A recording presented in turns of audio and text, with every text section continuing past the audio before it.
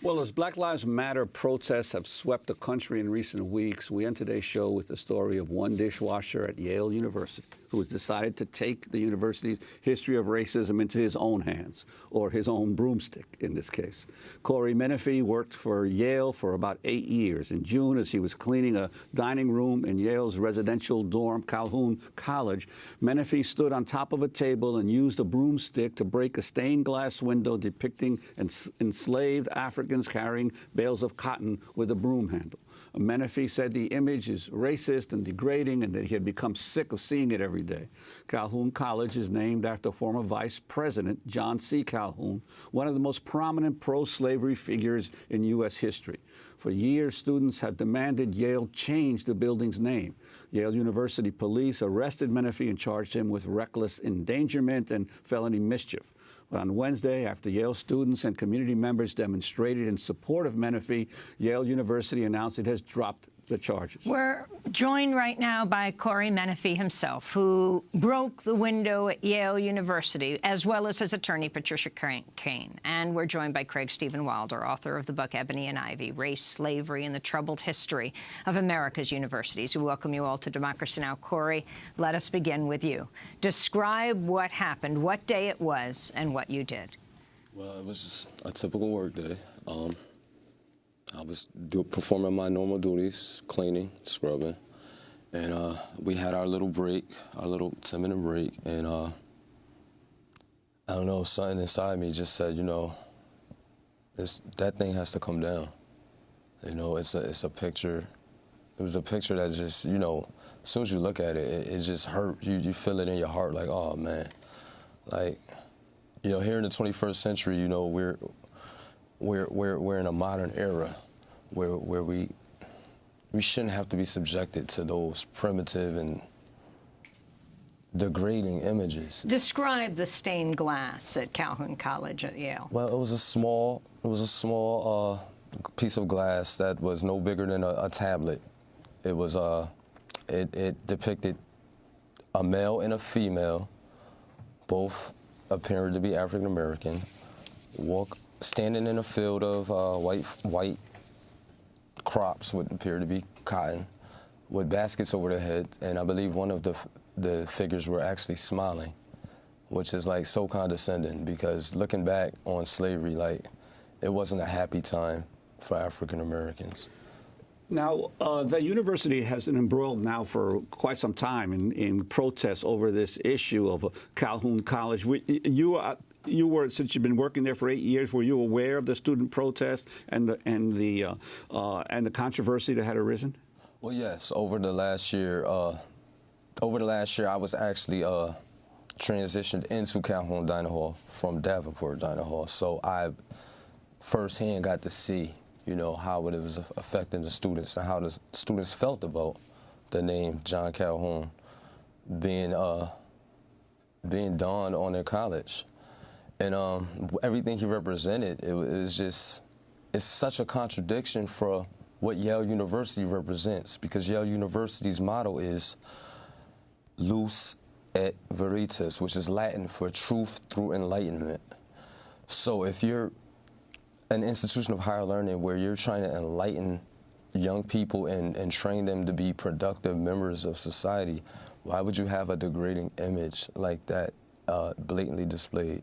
Now, Democracy Now! Reached out to Yale University for a response to your case, Corey Menafee. They issued this statement, quote, as part of the president's initiative in April to review Yale's history with regard to slavery, the Committee on Art and Public Spaces was charged to assess all of the art on campus, including the windows in Calhoun. After the window was broken in June, the committee recommended it and some other windows be removed from Calhoun, conserved for future study in a possible contextual exhibition, and replaced temporarily with tinted glass.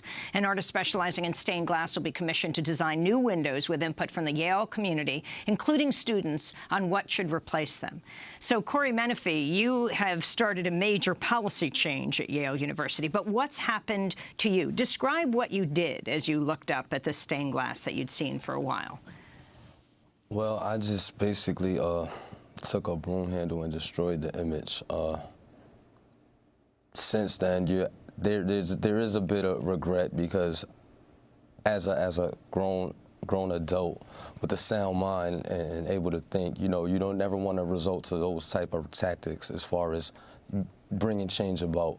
You want to sit down and you want to talk to people, and you want to use your intellectual skills. You don't want to physically just destroy something. I don't encourage anybody to just go ahead and destroy another person's or another entity's property because you don't like it.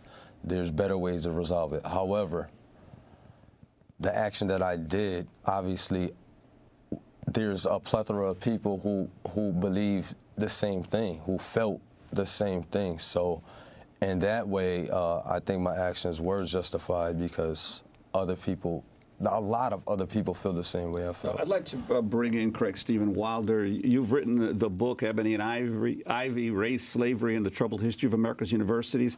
Put what's happened here at Yale and Corey's actions in context of what you uncovered about the role of American universities in slavery.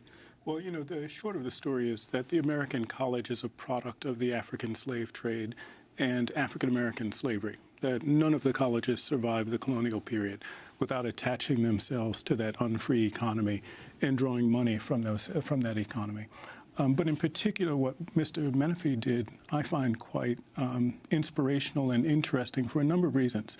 While the attention has been focused on him, a lot of the attention should focus on Yale's trustees and its administration. They had an opportunity to address this issue. They've had multiple opportunities to address it. And they've declined to do that, and they've declined to do it for lots of what I think are really quite dubious reasons. And what you therefore end up with is an interesting problem that continues to get perpetuated. The conversation about what to do with the visual culture of slavery that's on our campuses, it's embedded in our visual culture, it's embedded in our architectural culture. The problem of what to do has been a conversation that's actually happened between relatively privileged people. The alumni of elite institutions, the administrations of elite institutions, and students at elite institutions. And the group that's been missing are the communities that surround those schools and the people who actually do the hard work of running our institutions on a day-to-day basis. Excluded from the conversation have been the people who actually clean our offices, cook our food, move the campus buses around. But they actually spend a lot more time being impacted by those sort of visual reminders of slavery than most of the rest of us do. What is Yale University's link to slavery? Yale's link to slavery started at the very beginning. You know, when the trustees met in 1701 to organize the college, then the collegiate school, as one historian points out, they were followed by their slaves to that meeting. So slavery is at the beginning of Yale, and it continues to be the source of funding for Yale thereafter. For instance, in 1718, it gets money from Elihu Yale, who had engaged in the slave trade himself, a Welsh merchant. And they name the school after Yale. They take the name of Yale at that point. But they also continue to get funding from slavery and the slave trade thereafter. George Berkeley gives them a farm in the late 1720s, a small slave plantation in Rhode Island that they then rent out to fund their first graduate courses and their first scholarships. And so almost every decade in Yale's history, right up until the Civil War, is a story of Yale's relationship to slavery and the slave trade. And Patricia, I'd like to bring you in. You're Corey's lawyer. The university has dropped the criminal charges, but he was fired, right? Well, technically, they're still pending until we go to court on July 26th, at which time we expect for the court to decide they will not prosecute, and that will be the end of the legal proceedings, but not the end of the problems for Mr. Menafee, who's lost his job and is about to lose his health insurance at the end of the month. And so what are you seeking to do? I've been trying to establish a dialogue with someone in authority at Yale. I have spoken twice with legal counsel, but there's no movement to bring the parties together and to find a resolution. I mean, Yale has a disconnect with its own people, its alumni, its students, its employees like Mr. Menafee. I think Yale needs to redeem itself by giving him his job back. That's a good place to start. Students trash university property all the time. There are never criminal charges. No one is ever kicked off campus. They might take a little leave of absence. So in a way, Yale wants it both ways. They're kind of acknowledging, well, this was an offensive image because now we're going to inventory and get rid of them.